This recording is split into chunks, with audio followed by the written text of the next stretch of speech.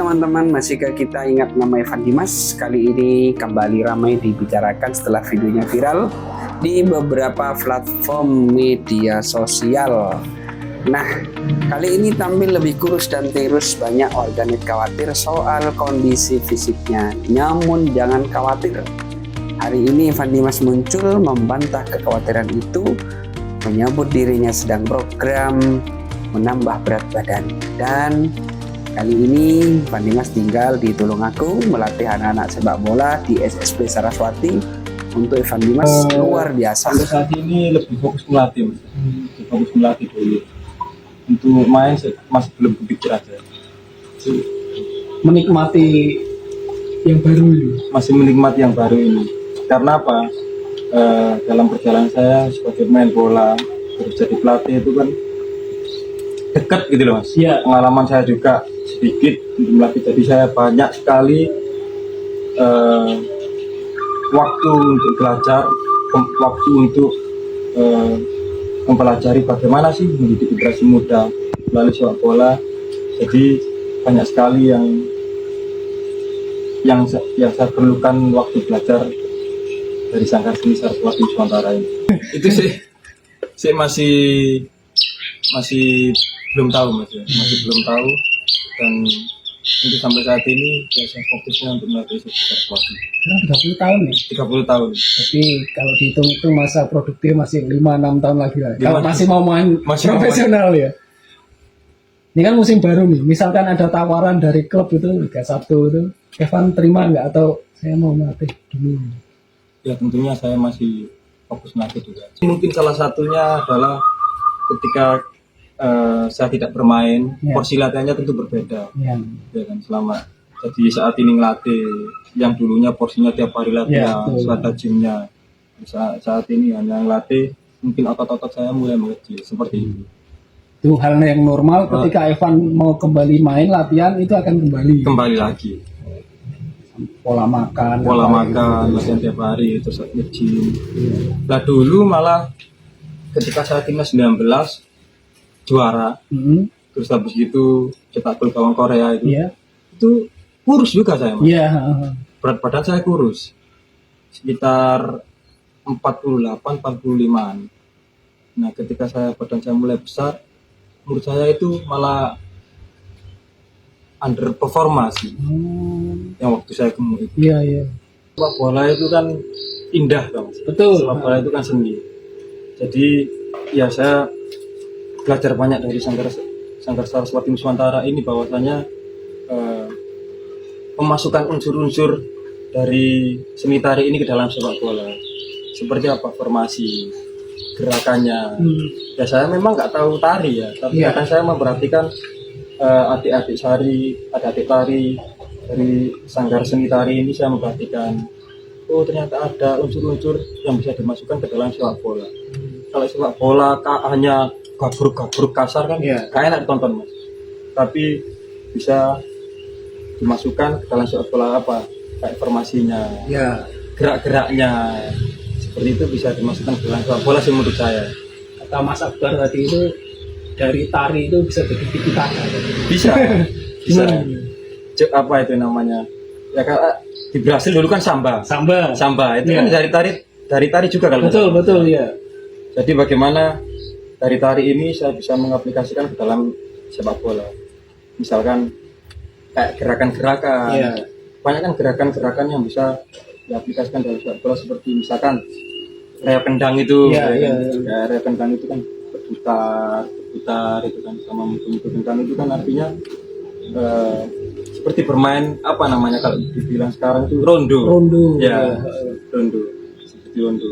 Ketika ada lawan di tengah, misalkan sambil lawan di tengah, tapi kita sebagai tim keliling untuk bermain situ bisa.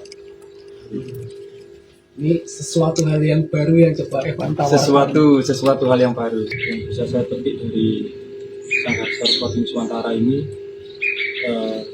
Ide-ide semua itu muncul ketika saya berada di Sanggar Saraswati Nusantara itu. Jadi di sini saya melatih dan mendidik generasi muda melalui sepak bola ini bukan hanya teknik dan skill, tapi benar-benar mendidik, mengedepankan etika dan moral, terus mencintai lingkungan seperti itu. Jadi bukan hanya mahir secara teknis, tapi bagaimana mendidik adik-adik ini cara kebersihan, cara menghormati, terus kemenangan itu tidak bisa dicapai dengan segala cara, tanpa kerukunan dan kekompakan. Semua itu saya dapatkan dari Satu Nusantara ini. Pesan dari saya, tetap semangat terus, giat berlatih, terus junjung tinggi sportivitas, junjung tinggi fair play, dan jangan lupa kerukunan dan kekompakan. Karena dalam perjalanan saya dulu menganggap teman saya di tim itu adalah sebuah persaingan. Menurut saya bukan persaingan, tapi persaudaraan. Seperti itu. Ya, harapan saya untuk adik-adik yang meniti karir di dalam sepak bola selalu junjung tinggi sportivitas dan junjung tinggi fair play dan junjung tinggi kerukunan. Yang ikutin bagus mas, timnas sekarang bagus kan, lolos kan sekarang kan. Ya, jadi saya berharap timnas kedepannya lebih bagus lagi. Terus saya berharap jangan pernah usia muda kita juga perlu diperhatikan. Jadi kita fokus memang di timnas, tapi usia muda, pemain-pemain bibit muda Indonesia yang mau naik ke era senior ya perlu diperhatikan seperti itu. Mungkin ini kan bakal lawan Jepang, akan lebih berat, mungkin kita dari senior juga. Ada kita mungkin buat tadi kan, karena juga kan Berat itu di pikiran, yang penting kita harus optimis. Yakin saya, berat itu cuma di sini aja. Canda mas, harus optimis mas. Yakin ya. belakangan kan juga sempat ada kontra ya, katakan kan timnas sekarang juga banyak organisasi yang mampu organisasi sendiri organisasi. Ya, saya di sini berbicara sebagai pemain sepak bola. Saya nggak condong ke naturalisasi, saya juga nggak condong ke pemain lokal. Pemain naturalisasi nggak apa-apa, dengan catatan dia benar-benar menjiwai yang dibela dia merah putih. Ya, dia pakai baju merah putih loh. Dia naturalisasi tapi lambang dia Garuda. Dia benar-benar harus menjiwai mas. Hati dia benar-benar Indonesia. Jangan sampai naturalisasi hanya untuk sekedar benar-benar harus menjiwai ya, dengan rasa bangga membela Indonesia itu harus ada.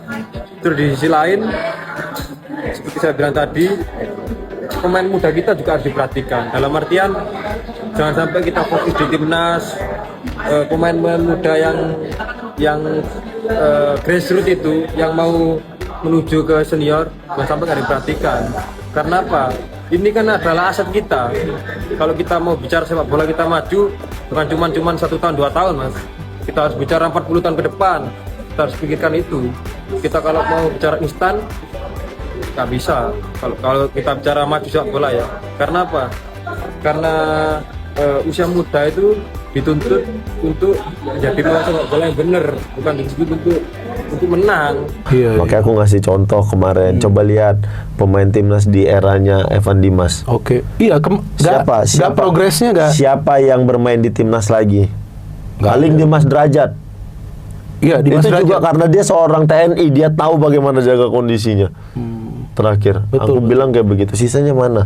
Iya, sisanya udah hilang semua. Bener, iya. Ada tapi ya main saja. Iya, maksudnya untuk timnas, iya itu bisa. Harusnya mereka masih ada iya, masih ada di seputaran ini nih. Iya betul, karena itu yang U19 yang pada saat itu juara AFF itu adalah generasi emas. Bener. Banyak pemain-pemain bagus kita di sana kan. Kita tuh berharap mereka adalah salah satu andalan timnas senior nantinya. Iya betul. Kita menang lawan Korea, bener, gitu-gitu. Tapi sayang ya. Sayang. Tapi kalau sekarang dengan pemain-pemain muda yang sekarang oke dong. Kan sekarang banyak pemain-pemain muda kita yang lagi progres. Salah satunya Rizky. Bener, makanya aku tuh senang melihat pemain-pemain muda sekarang di timnas juga pemain-pemain muda isinya kan. Ya, banyak. Bukan cuma yang Indonesia, bahkan yang dari luar. Yang dari luar. Yang main di Eropa. Yang main di Eropa juga. umurnya masih muda-muda kan, Marcelino, Ole, Ivar Jenner, Iya, Hapner, iya. gitu-gitu masih muda-muda sekali. Benar-benar. Eliano, gitu-gitu Iya, masih betul. muda sekali. Jadi kita sebenarnya untuk 5 tahun atau 8 tahun ke depan, kita sebenarnya nggak terlalu khawatir sama Iya. sama timnas kita Iya, kayak iya. begitu. Iya. Bahkan seorang Jai juga masih sangat muda. Iya, betul. Kayak begitu. Jadi senangnya mereka sekarang sudah mulai mengerti bahwasannya Iya. aku adalah seorang profesional atlet. Iya. Jadi aku harus menjaga kondisiku seperti apa kayak begitu. Iya betul, apalagi mereka yang bermain di Eropa sudah tahu. Sudah gitu ya tahu. kan. Jadi yang bermain di dalam negeri ini yang harus tahu. Nah, karena mereka bergabung di timnas, sepertinya pemain-pemain kita itu jadi melihat, oh seperti ini cara menjadi seorang profesional. Itu sih sebenarnya yang aku senangkan adalah pemain-pemain yang dari luar itu bisa nge-influence hal-hal Iya, baik iya, ke kita kayak Iya, begitu. betul. Itu teman-teman video Evan Dimas terbaru. Jangan khawatir ya, Evan Dimas baik-baik saja dan punya profesi baru. Untuk Kang Evan Dimas ya, terus berkarya dimanapun tempatnya, lebih lebih semangat, dan itu sudah luar biasa melatih anak-anak ya, penerus Kang Evan Dimas dan penerus pemain-pemain timnas saat ini. Mudah-mudahan Kang Evan Dimas di profesi barunya sukses dan bisa mengantarkan menjadi pemain terbaik seperti Kang Evan Dimas. Salam Kang Evan Dimas, terus berkarya selamanya. Oke, terima kasih. Assalamualaikum warahmatullahi wabarakatuh.